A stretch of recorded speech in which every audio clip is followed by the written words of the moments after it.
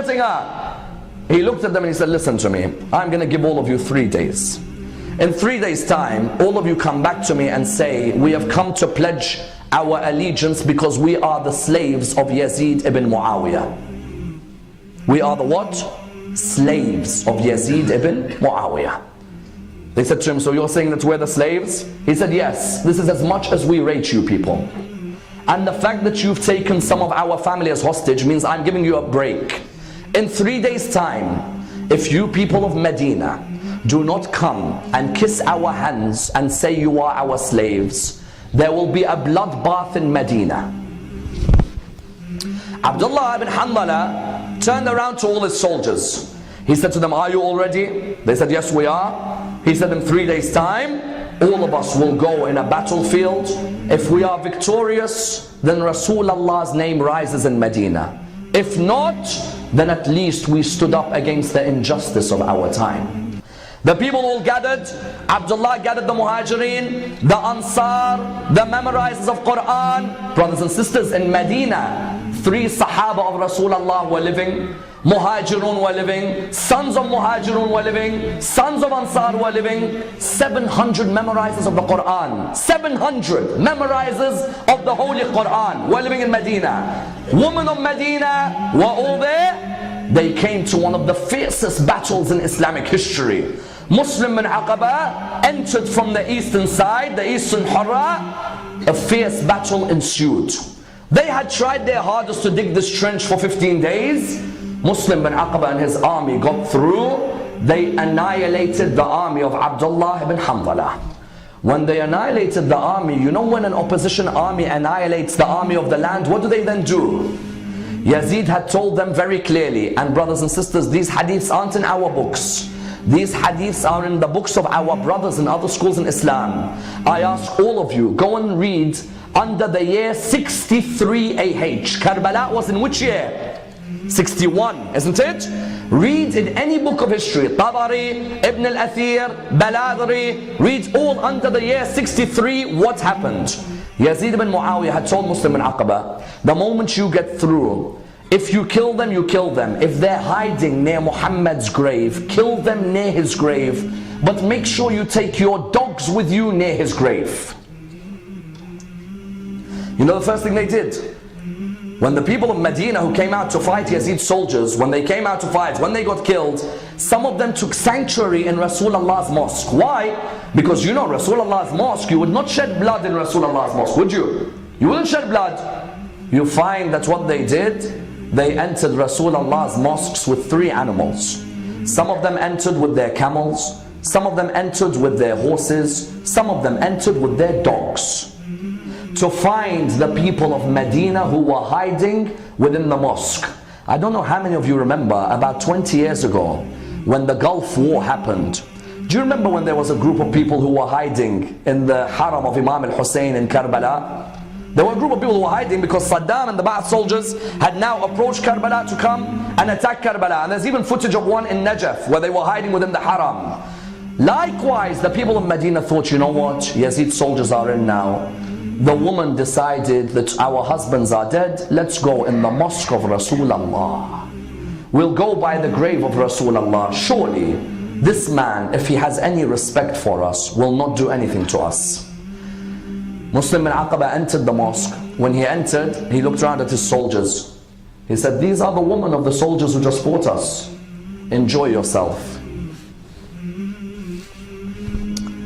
800 women got raped in the mosque of Rasulullah that day. How many? 800. Like honestly, when I hear these people saying Yazid radiallahu anhu, I don't know which books of history are they reading, honestly. He told Muslim bin Aqaba, rape the woman of Medina. The following year, any child that was born was called the child of the Hurra, the child of those killed on the eastern side. And that child would come from what?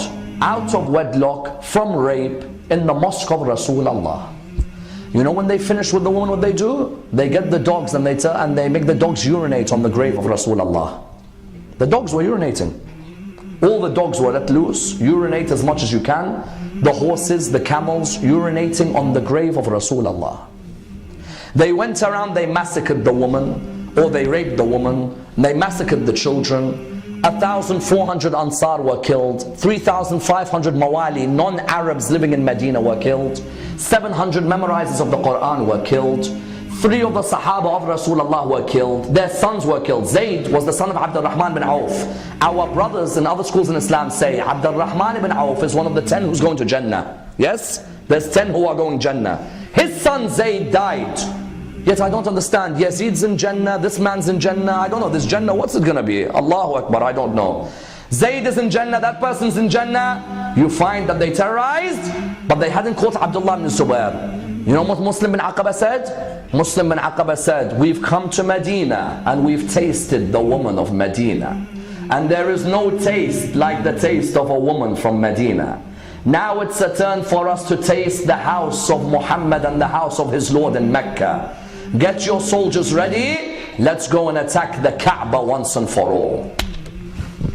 He was on his way towards Mecca to attack the Kaaba. Muslim bin Aqaba on his way, because he was in his 90s, he died. When he died, he passed the leadership to Husayn ibn Numair. Husayn ibn Numair, you find that this was the man who on the 10th of Muharram was one of the killers of Ali al-Akbar.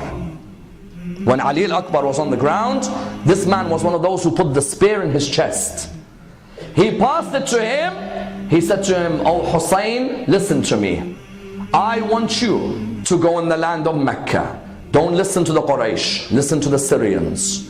Capture Abdullah ibn Zubair. When you capture Abdullah ibn Zubair, if he's holding on to the Kaaba, please listen to this line. This line by itself is a line of kufr. He says if Abdullah ibn Zubair is holding on to God's house, then burn God's house."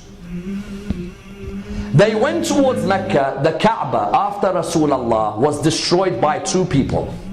Husayn ibn Numair, and who was the second? Hajjaj ibn Yusuf al-Thaqafi.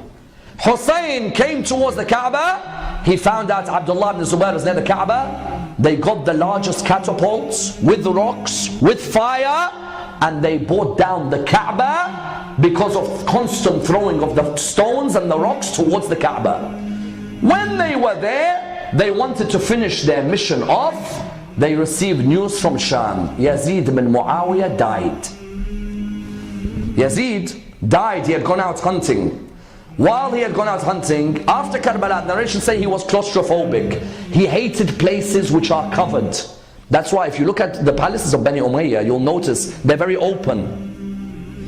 He hated places which are covered. He'd go out hunting. That day he saw an animal. He said, "Let me go and kill that animal." He went towards killing the animal. He told his soldiers, "Stay behind. I'll bring this animal back myself." All that came back was a limb on a horse. That's it. When the soldiers of Yazid heard, they said, "We've raped enough women in Medina. We've enjoyed ourselves. And as for Muhammad's Mecca, look at Mecca right now. Nobody will be able now to come near us and defeat us." That plot of Abdullah ibn Zubair had not worked. Do you know who picked up on the plot? Mukhtar al-Thaqafi.